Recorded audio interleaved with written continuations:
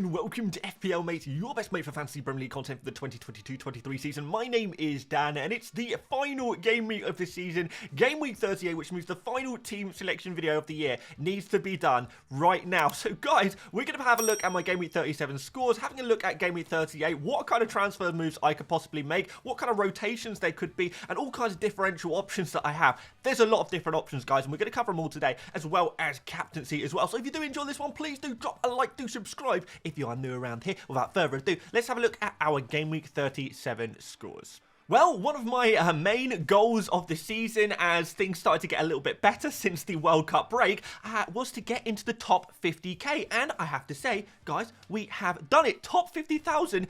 We're in, guys. 48,607th as things currently stand. I'm really, really pleased with that. I'm also ranked 7,000th in the Second Chance League as well. So it's been a huge season turnaround, but there is still one more game week where things could potentially go wrong. We'll speak about that in a second. But in general, 72 points, although it seems like a pretty decent score, a little green arrow there. There was a lot of disappointment this game week, really, wasn't there? Luke Shaw getting injured, of course, at half-time. Bruno Fernandes missed a couple of chances. Rashford being, not even starting in the first game. But really, what I was most concerned with was the fact that Kaoru Mitoma only scored 7 points when he could have had so many more. He had 2 expected goals during this game week and didn't score any of them. Erling Haaland could have had a Haaland, but he didn't, again. So 7 points for him. And Wilson, again, another player who had some huge chances to score, but unfortunately did miss them. ÁLVAREZ had a goal disallowed. So there could have been so many more goals in this team, and it was kind of unfortunate that there weren't. But at the end of the day, it is still a green arrow, so we can't be too upset about that one. So very, very pleased with my current situation, ranked 48,000. Can we maintain the top 50k finish? Or maybe, should we go a bit differential and see if we can push it up just that little bit higher? Well, I've got 1 free transfer and 4 million in the bank, so there's plenty of options for me. Let's put it that way. Let's lay my team out on screen first of all. We'll talk about each of the players, and then we'll move on to different options that I have. And guys, there is a lot of options, which I'm going to go through all of them. But first of all, let's start off in goal with Ederson. So I do think Ederson is going to start in this game. If he doesn't start in this game, then that means it's going to be almost a month with no starts for Ederson before playing in the Champions League final, and that's just an absolute no-go. We can't have Ederson not playing any football games for that long before playing. So I do think we're going to get a reasonably strong side out against Brentford. We've already seen a lot of rotation in Game Week 37, so I think Pep Guardiola will be looking to keep that rhythm, keep that momentum going as we approach the FA Cup, where Ortega will be playing, and the Champions League final. So Ederson, having missed 2 games, we know he's going to miss the FA Cup final as well. You would think that probably he does start in this game. There's never guarantees in the world of Pep Guardiola, but I'm reasonably confident about this one. And Brentford away, you know, it's not an ideal fixture, but you do feel like Man City always have a chance of a clean sheet, I guess. But we're not expecting too many clean sheets in general this game week. It should be a game week full of goals. So that's why we're going to move into defence with some attacking defenders. Trent Alexander-Arnold is the first man on the list, and I feel like he is a player who could play, should play, would play. We are expecting some rotation from Liverpool. Jurgen Klopp. Jurgen Klopp has already come out and said, look, we're going to get some fresh legs on the pitch. We've got nothing to play for anymore. You know, this is what we're going to do. We're going to rotate, and hopefully Trent Alexander-Arnold is going to be immune from that, but you don't know for sure, do you? What I should say is that the fact that Konate is injured could mean that Trent is therefore more likely to play still regardless, so that is something definitely worth considering. I think Trent should be good to play, and against Southampton, obviously a relegated Southampton team, you always think that this is a fixture where you could potentially get a clean sheet, and maybe some attacking returns as well. So don't mind Trent too much, but look, nobody's safe this game week. Kieran Trippier, on the other hand, I think is reasonably safe, because we do know Manquillo is injured, and I don't see why there's any real reason to rest or bench Trippier at this stage of the season. It's not like he's played a lot of games. It's not like he's injured or anything like that. He's absolutely fine to play. His understudy is injured, and we've got a final game against Chelsea. Newcastle will be looking to finish the season strong. They can still technically finish 3rd place, so that's going to be a lot of motivation for Newcastle there.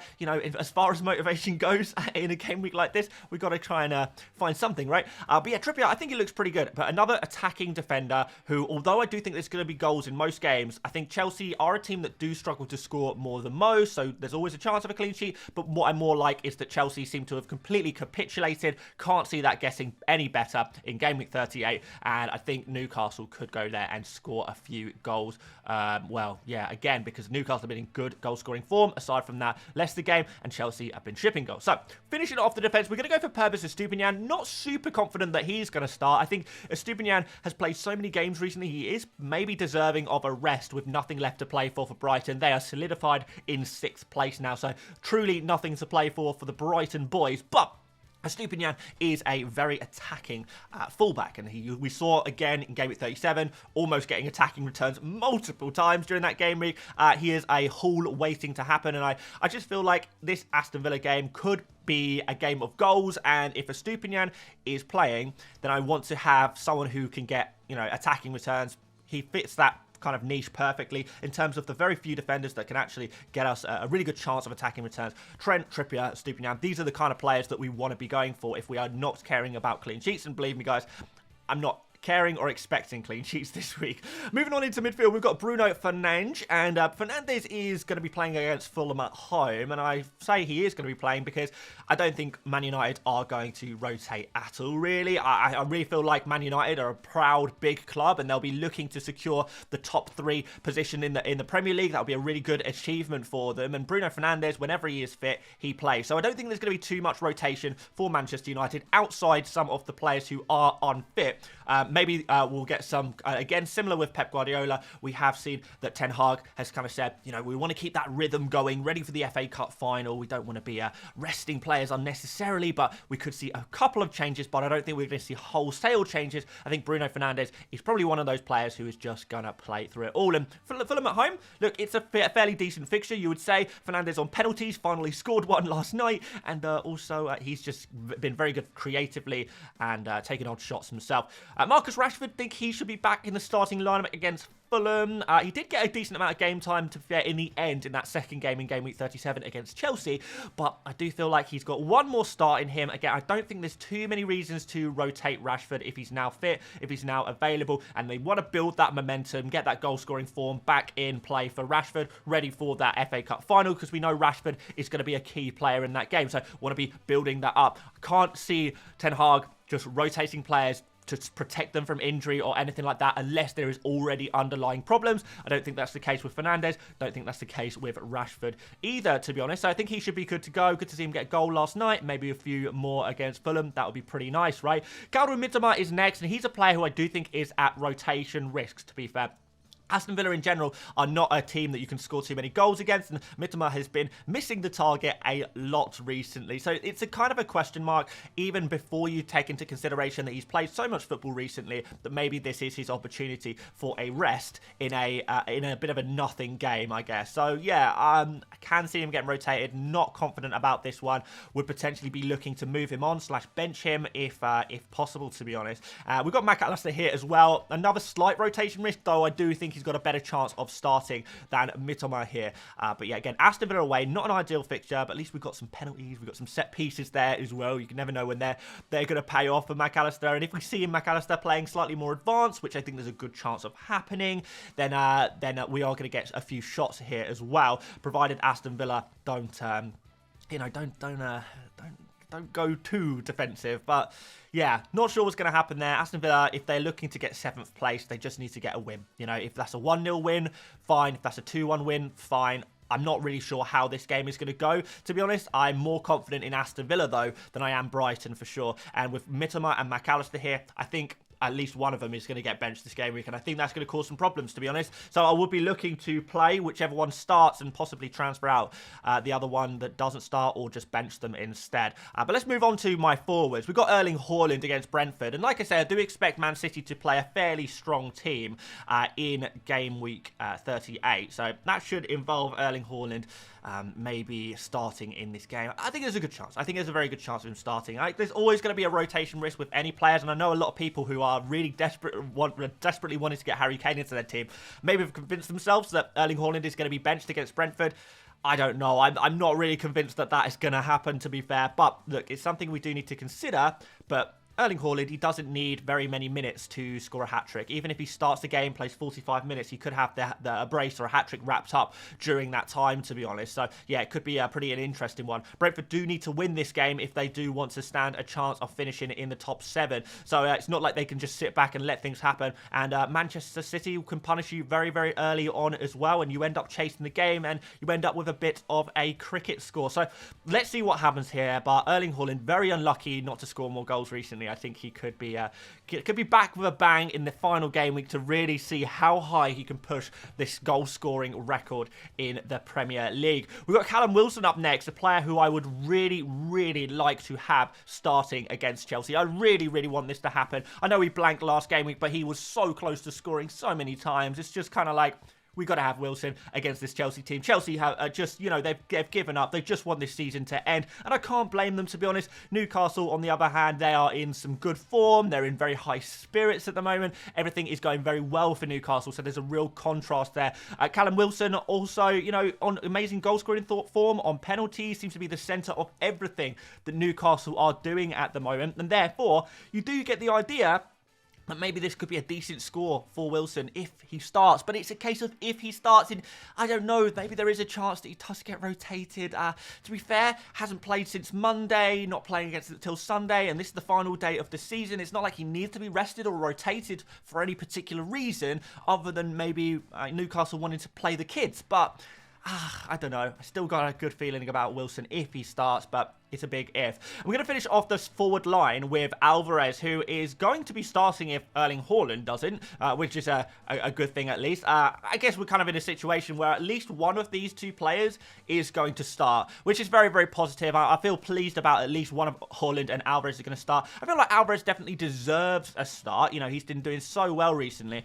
Could they play together, both of them? Definitely. We could see ÁLVAREZ come in instead of Kevin De Bruyne, for example. Maybe that could happen. But yeah, anytime ÁLVAREZ is on the pitch, he's just done phenomenally. So yeah, he's a player I've got a very close eye on for this game week. So yeah, I guess let's see what happens there. Let's bring up the bench next, guys. We've got Kepa as a kind of backup for Ederson. If things go wrong with Ederson, then there's always Kepa, right? Although you guys could say that maybe Mendy plays ahead of Kepa and maybe I have no goalkeepers. But to be honest, like I say, don't expect clean sheets really in any games necessarily. I don't expect any clean sheets.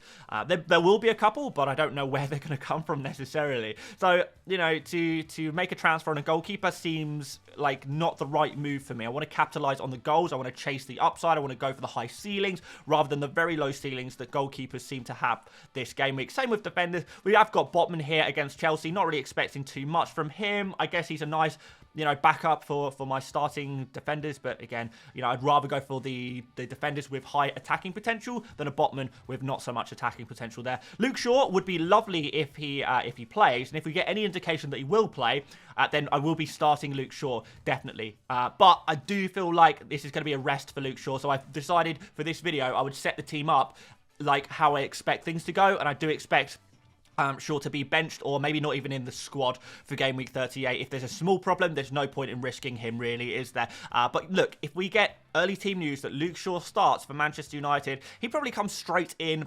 probably for Pervis Estupiñán, and we'll do a straight swap there and put Estupiñán first on my bench. Finally, we've got Martinelli here, who is injured. Very, very injured indeed, and an easy transfer out for me, to be honest, as we try and build some a team that is kind of, you know, actually going to have some starting players. So, yeah, let's see what we can do there. Let's make some suggestions for some transfers. And we're going to start off with scenario A. So, yeah, this is how we're going to do it, guys. We're going to go through different scenarios depending on who is benched. And this first scenario is if ÁLVAREZ is benched. And I do think there is a significant chance of Julian ÁLVAREZ being benched in Game Week 38. I will be waiting for early team news on Sunday before I make any of these moves. So, nothing is locked in. Nothing will be locked in until Sunday. So, don't expect anything like that. But, yeah, like, this is situation one. ÁLVAREZ is benched, and I have a few options, and I will be taking a -4 to do this, and it will be ÁLVAREZ to Kane, Martinelli to Ramsey, and Captain Kane. That is something I'd really like to do. I would like to have Harry Kane in my team, and I'd like to captain him as well, because I do look at that Spurs versus Leeds game, and I see the most goals in that game. Leeds have to come out and attack Spurs to get any chance of getting out of that relegation zone, and we know that Spurs are very good on the counter-attack. this seems to be the game for goals. And Leeds are a terrible defence. Harry Kane is an excellent forward who has been killing it all season. I like this one a lot. I kind of like Ramsey as well. Like I said, I do kind of fancy Aston Villa against Brighton this game week, so I thought I'd throw him in there as well. We've got option 2, which involves Alvarez to Firmino. So Firmino is starting this game week. I think he's definitely an interesting one in his final game for Liverpool. That could be a really interesting one against Southampton. And whenever Firmino's been starting, he's been really good for Liverpool this season. He just hasn't had many starts. And we've got Saka here as well. I kind of like the look of the Arsenal midfielders as well against Nottingham Forest, against Wolves. So Arsenal are playing Wolves. They're playing at home. Wolves are terrible when they play away from home. Arsenal will be looking to finish this season strongly, and I am backing Saka to do the business there. And option 3, we go for Watkins instead of Firmino, basically. Like I say, do kind of fancy Aston Villa. Watkins has been good in periods this season. Could this be his time to come back and shine where he hasn't been in the last few game weeks? But more chances to score for Aston Villa in general is going to be a good thing for Ollie Watkins. So kind of backing him there if Alvarez is benched. All right, so if Wilson is benched, things change a little bit. So it gives me a little bit more money. So I can do Wilson and Martinelli to Kane and Eze. So we'd be, instead of going for Ramsey, we could possibly go for Eze there instead. The one thing I don't like about option 1 here is that it's so boring. These are the transfer moves that everyone is going to be making. Everyone's going to be doing. Bring in Kane, bring in Eze. Boring, boring, boring. Look, I like these players. I like these picks. But I think I want to go a little bit more interesting, a little bit more differential to see how far we can push it on the final day of the season. You guys know I don't like to play too template. I like to go my own way a little bit, and that's my play style. And I like to have a bit of fun with FPL because that's what FPL is all about. I don't think this would be that fun. It'll be a little bit fun if Eze goes off, but I kind of fancy a little bit something a little bit different, like Firmino and Saka. Now the problem is with Firmino and Saka is that it means I only have one premium player in my team, and it's Erling Haaland, and I'm not particularly convinced by that one. Yeah, I don't know, but look, I like Firmino, I like Saka. They're decent picks, so maybe we can go there. Option 3 gives us something a little bit maybe too different. That's Iheanacho and Son in for Wilson and Martinelli. I kind of like this. It would mean that I would possibly captain Son on the counter-attack against Leeds United. Leeds concede a lot of chances on Son's side as well, which is really kind of an interesting matchup. Like I said, I think there could be goals in here, and Son obviously gets the extra point for scoring goals. If he can get a brace against Leeds, and I definitely think that's something that's very, very possible, then this could be a really nice score for Son. So Iheanacho as well, whenever he started for Leicester, he's been phenomenal, like really, really good numbers. I don't know if Iheanacho's going to start or not, so maybe I'll be counting on that information. There is Brian and Mbumo, who I could afford for option 3 as well. But in general, I kind of like the idea of going for Son. It's something really nice and different, but maybe the combination of Iheanacho and Son is a little bit too risky. Maybe a bridge too far on that one. And if Erling Haaland is benched, then that is definitely a possibility. I'm not ruling it out. We do have a lot of money to play with, so we've got a lot of decent options here. So we can go Kane and Saka, kind of like those two players. I think Kane is probably my favourite player in his price bracket, as is Saka in the kind of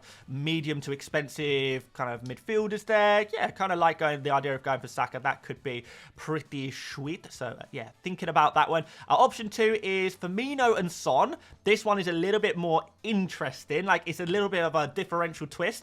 But like I say, I like Firmino for his final game. I like the idea of Son on the counter-attack. We've got option 3 here is Jesus and Salah. So, if I'm going for Salah, pretty boring pick, I know, and I think there's a chance that Salah's rotated in Game Week 38. I don't think it's a very big chance, but I think there is a chance. So maybe this is a bit of a risky one in a way, but again, Salah is a very boring pick. He's a player that everyone is going to own for Game Week 38, and it's not really going to gain me very much rank. It is a protection kind of player to bring in, and a protection kind of captaincy. And, if I've gone this far without Salah, why not go one more game week without him, I guess. I brought Jesus in here as well. Jesus for option 3 because I feel like I do want to get in on either the Arsenal attack or the Spurs attack. So maybe Jesus is the way to get into the Arsenal attack if I want to do it this way rather than going for Firmino, because I'm not sure I really want to double up on Liverpool attack. I just want to, you guys have probably noticed I really am favouring Arsenal, Spurs, Liverpool and Aston Villa. Those are kind of the teams that I want to go for. These are the teams where I think there's going to be goals in those games. So I'm looking to get some attackers from those teams. But yeah, Jesus in here. Watkins could possibly come in here as well. And I think with some of these, I can technically afford Vardy as well. I think for option 2 and 3, I could potentially go for Vardy. Not so keen on that one, to be honest. I'd rather spend, just put money, leave money in the bank and go for a Firmino or a Jesus or a Watkins. Those are kind of my favourite forwards outside of Harry Kane this game week. So, yeah, something like that for if Erling Haaland is benched. But there is one more scenario. So if Wilson and Alvarez are benched, option 1 is panic. That's pretty much the only option I have. I don't know. There's just so many variables this week. I will just be panicking. I'm not gonna lie. And to be honest, guys, because there is so many variables, there's so many different combinations of different players who could be benched, who could start, who could have nothing to play for or things to play for. There's so many different ideas that I don't know if making a plan is even the right idea, full stop. I don't know if I like it. So tomorrow, I am going to be making a video which is going to go through over everything, all of the strategy that you guys should be using for Game Week 38, including what I think is a better way of deciding on your transfers and leaving things to, the final half an hour, 15 minutes before deadline, and you're able to make those transfers with early team news, hopefully, and make some switches around there. I'm going to provide you with a better way than planning out like I've been planning out in this video, to be honest. But look, I've given you an idea of the kind of players I like. If I have multiple players benched, then I'm in big trouble. And if you guys have got any other options for me other than panic, like, I don't know, cry, for example, then yeah, I'm more than keen to hear your suggestions. So that pretty much wraps up my options. A lot of those options would involve benching one of Mitoma and McAllister. I'm expecting one of them to be benched, so whichever one is benched out of the two will drop down into my bench for some of those other players to come in. I would like a Spurs player to come in and be my captain, ideally, but we have got Erling Haaland as my captain, I guess, if not, so put the armband on him. Vice captain will go on Bruno Fernandes there as well, because, again, one of the few players I'm actually reasonably convinced will start in this game. Anything can happen. This is going to be a wild and wacky game week, and I think a lot of the rank to be gained or lost will be down to captaincy. Will be down to because there's a lot of captaincy split this game week. It'll be down to a lot of luck, a lot of kind of access to information. So yeah, make sure you check out tomorrow's video for how I'm going to strategize for Game Week 38, and of course on Sunday for the final deadline stream of the season. But that is going to be it for today. If you did enjoy this one, please do drop a like, do subscribe. I do just want to say, guys, because I know this might be the last video a lot of you guys will watch on the FPL Mate channel for this season.